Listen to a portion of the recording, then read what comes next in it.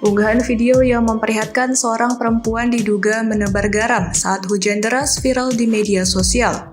Video itu diunggah akun Instagram berikut pada Minggu 18 Desember 2022.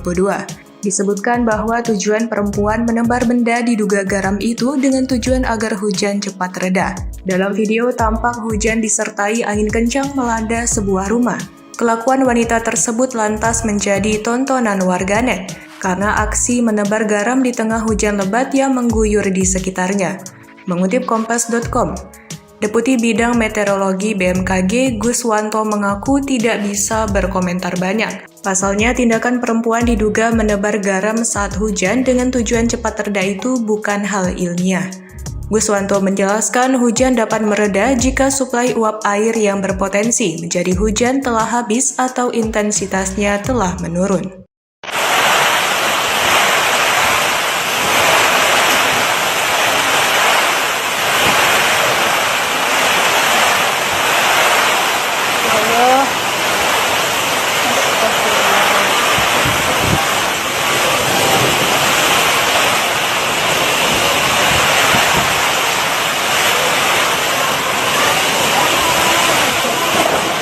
Terima kasih sudah nonton.